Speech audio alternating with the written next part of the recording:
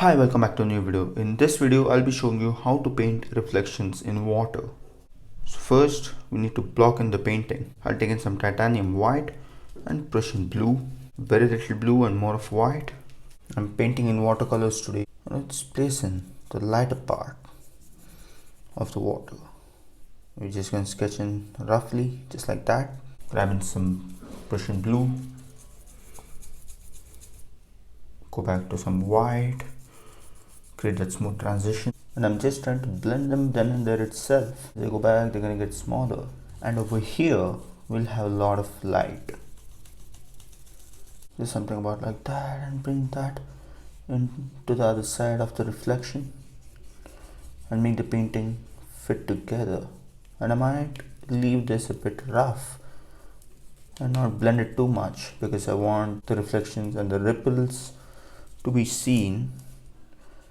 Just maybe we should add in some water over here and just drop it then and there itself when we have the paint available on the brush. And I'm using the flat brush. Of course it's not flat due to wear and tear and due to usage. And as you're going to come forward, leaving a lot of that gaps. And I've added some water considerably so that the paint flows. Just sort of bringing out the connection between the ripples.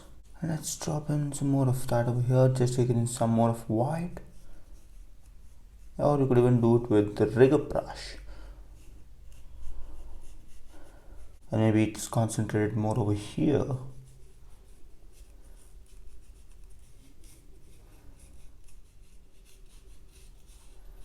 Just creating the depth by layers. Now let's go over here and add in some more white. Using the dry brush blending, the brush will get out of paint,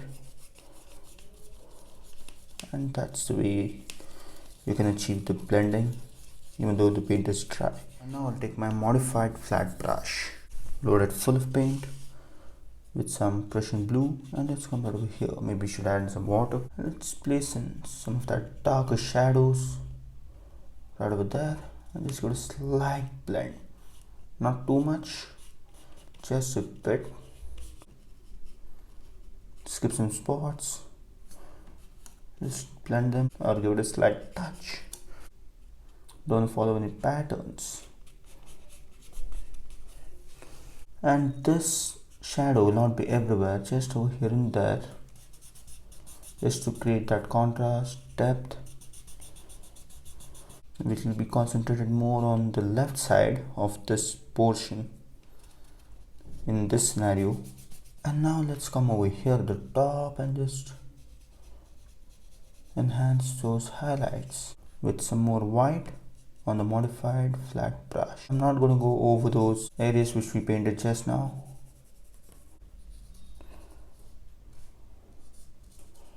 With that, skipping some spots will definitely help. And as you come to the foreground, the contrast gets higher. Let's create a smooth transition then and there itself. And I've not added water. I've just wiped off my brush, and whatever water came out from that, only that water is left. I didn't add water explicitly.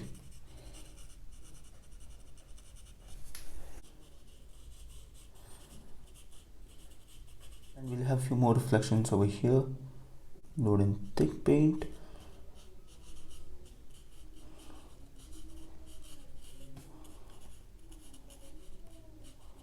Okay, something like that. Just got a slight blend. Today the water is very shiny. No, should add more of thick paint.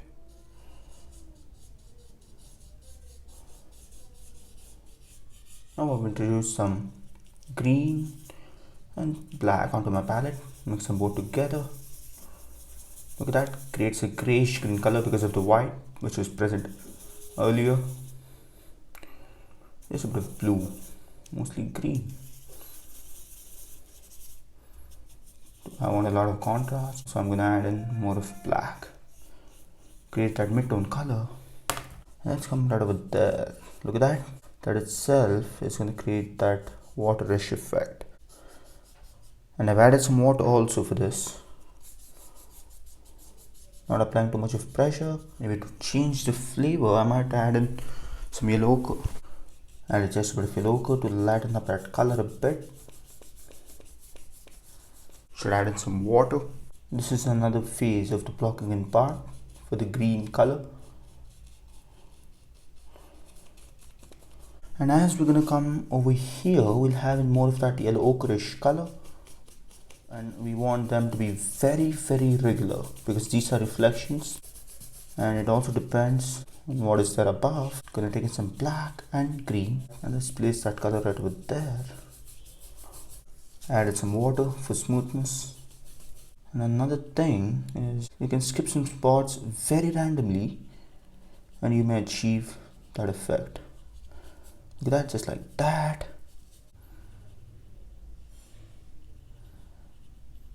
Look at that, it's that easy. Add some water with green and let's place that right over there.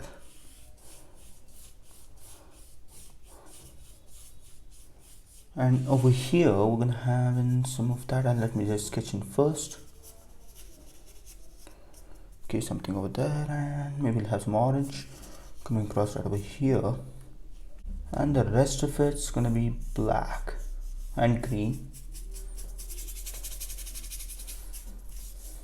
I'm gonna grab in more of that color, and I've added water. And now I'll take in some black and just place it in right over there in the corner.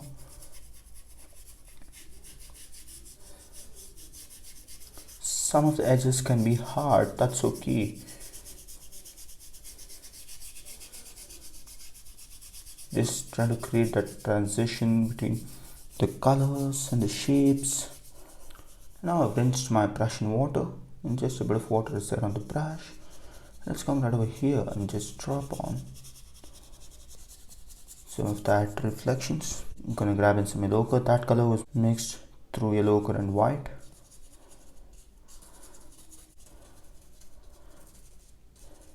Now we've added some orange to that very same pile of paint. And I'm using a modified flat brush for this. It's a smaller brush relatively than what I had before. So now with that very same color, I've gone into some black and green. Let's come right over here and just drop on some more of that. And let's bring out the separation between these two colors.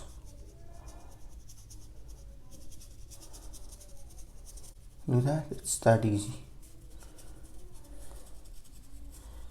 Just kind of, trying to create some interest. And I'm going to take in some black and just place in another coat of separation. Trying to make them very uneven in this face. It's going to come all the way up till there and try to make them look irregular. That's the main aim as of now.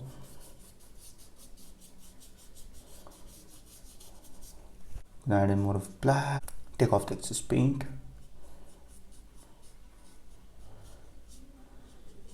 Skip some spots. And just following patterns of this so that to indicate the flow of water. So that's just like that, and it's a lot of fun to paint this.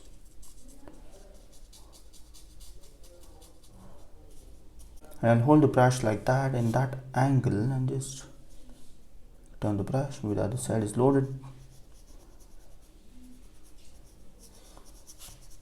It's kind of placing in that. I'm just breaking these into different blocks and working with that.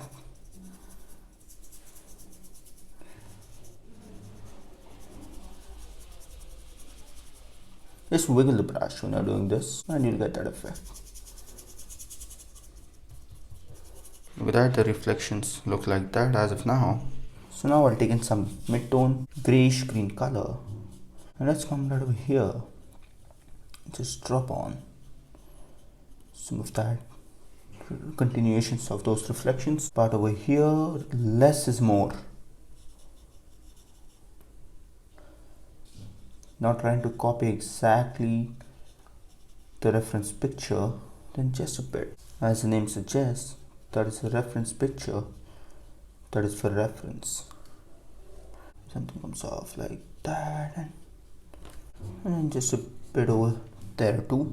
So here I'll apply more pressure on the surface.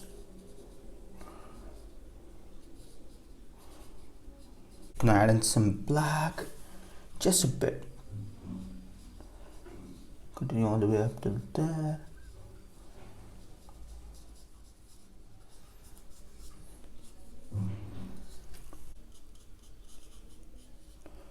And I'm using almost the very tip of that brush, the modified flat brush. Reload the brush. And maybe we need some continuation over here too. So we're going to drop in right over there. Define the edges of these.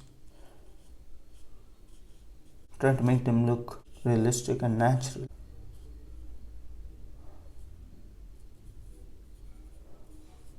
Maybe need a lot of that over here.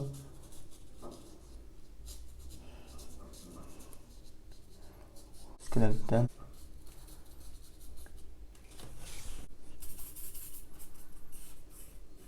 Now I'll take my rigger brush from that reflection and just sort of drop it in right over there and blend it off into the reflection. I'm taking in a lot of paint along with some water, and this is going to give you more sleek and thin strokes.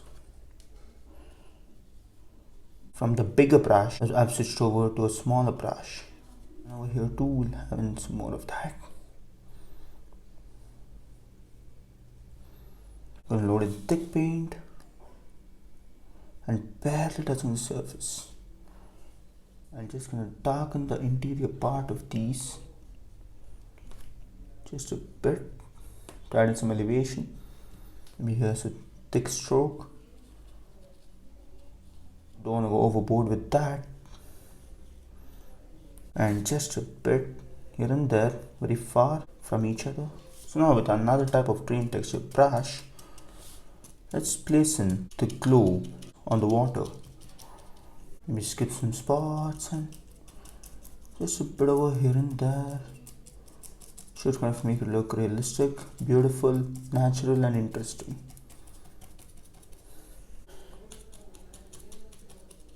And now I'll take in some of that greyish green color and sort of place in some more of that and blend it off. And now I'll take in some black and let's see right over here. I have something over there and maybe another one. And let's sort of blend it very lightly. Another coat of shadow right over there. I'm just going to darken up this one too. Trying to create the textures and the ripples. Keep on moving.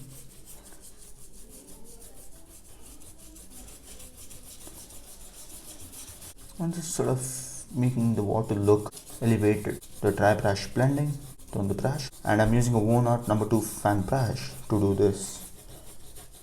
With this, I come to the end of this tutorial. I hope you've enjoyed it and thanks for watching.